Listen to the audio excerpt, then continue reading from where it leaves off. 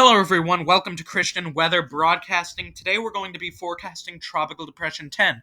But before we do, repent and put your faith in Jesus, because only He can save you from hell. If you want to know more, check that gospel message in the description. Alrighty, everybody. Right now you're looking at Tropical Depression 10, which is forecast to become a hurricane and make landfall in Florida. You can see a little center of circulation right there. I'm going to move us on into the long wave IR, which shows us the cloud top temperature. Around that center, which is kind of harder to see on here, you don't see extremely cold cloud tops, but as this continues to intensify, we will expect to see that happen. Let's go to our key messages for this storm. I want to bring you to the first key message, which is focusing on the Yucatan Peninsula and western Cuba, because that storm, which is a depression now, is affecting that area as of now and will become a tropical storm in that general vicinity over the water. Heavy rainfall from Tropical Depression 10 is expected across the western Yucatan Peninsula and western Cuba. The heavy rainfall may produce areas of flash and urban flooding as well as landslides, so be prepared for landslides, flooding, etc. Flash and urban flooding, as well as landslides across western Cuba. Okay, so you need to be prepared for that. Okay, the depression is forecast to become a tropical storm by Sunday, and tropical storm conditions are expected over portions of the Yucatan Peninsula where a tropical storm warning is in effect. Tropical storm conditions are possible over portions of western Cuba within the tropical storm watch area.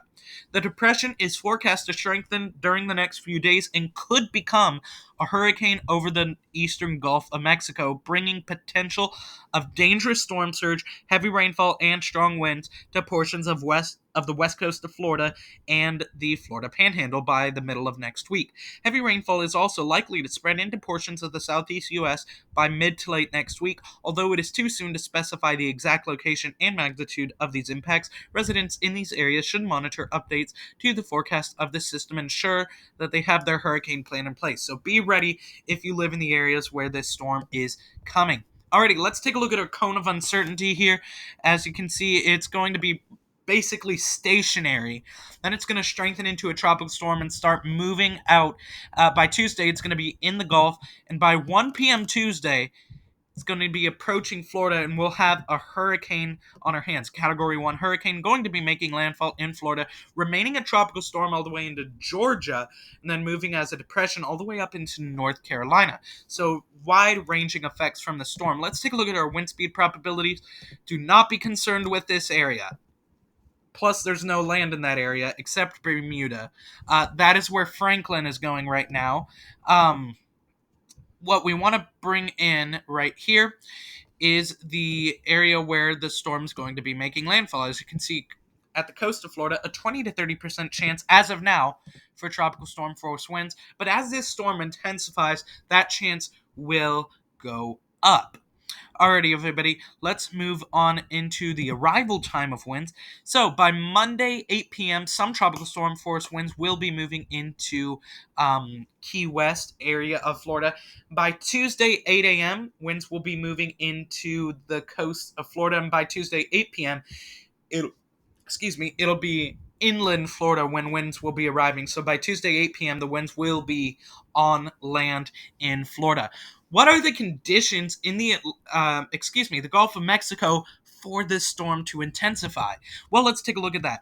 Very, very hot water temperatures in the Gulf of Mexico. Those pink areas are the hottest areas, and that's the exact track of where this storm is going.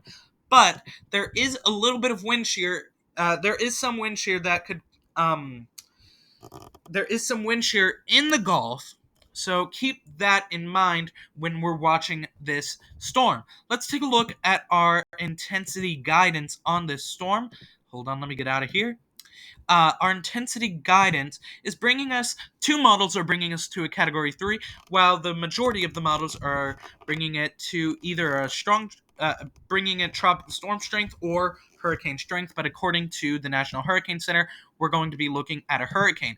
Here is the spaghetti models making landfall in Florida. Some going down a little too far down on the west coast, because that's getting close to Fort Myers area. No, not quite. Excuse me. Sorry about that. Anyway, making landfall in Florida and moving through Georgia, South Carolina, North Carolina.